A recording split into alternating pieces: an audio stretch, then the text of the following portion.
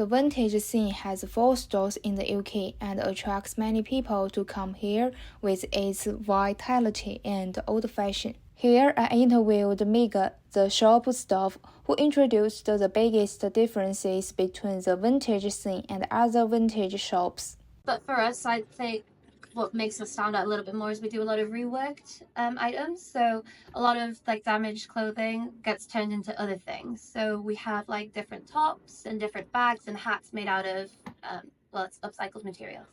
I'd say, like you say, And there's the quite a few vintage scene vintage will shops, also so I'd release say matching vintage clothes and on sustainable fashion is Instagram getting to more provide popular. As I customers said before, with especially matching with our store, we have inspiration. in-house seamstresses that rework a lot of fabrics. So it's things that would end up normally in the landfill, we repurpose them and give them a new life. So I think it's a good thing because, you know, sustainable fashion equals less landfills being filled up with just clothes and just giving them a new home to go to.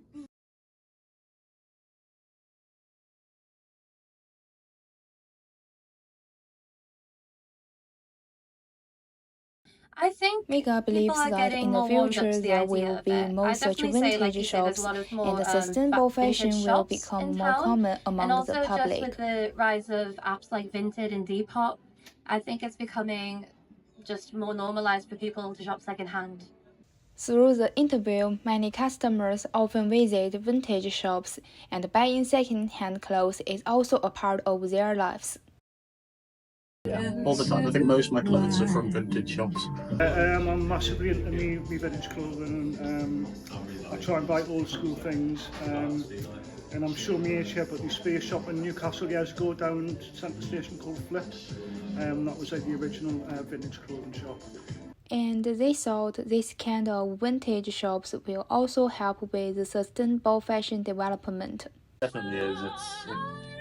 It incentivizes people to reuse clothes, and there's not enough of them, so it really does need to be here to do that job. Yeah, totally. And it's got people employed, young people, and we've got so many nice things in here. We've had the money out by Garfield Telephone, but I just haven't got the money.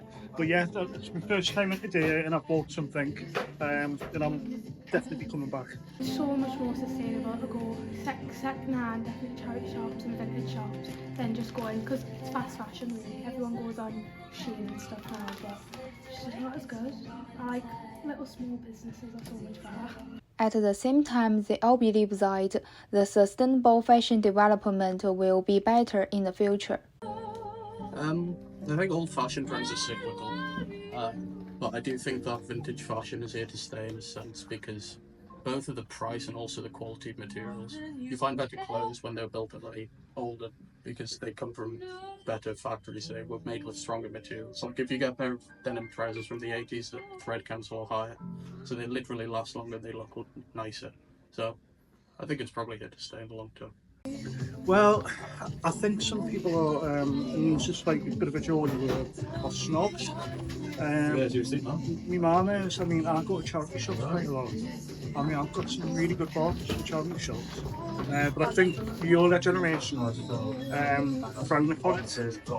But my daughter's 16, and she couldn't kiss like this, and she goes to charity shops. She looks smart. But her mentality is, it's like, well, why waste money on making new clothes when you can buy second hand? You know, and that's totally agree.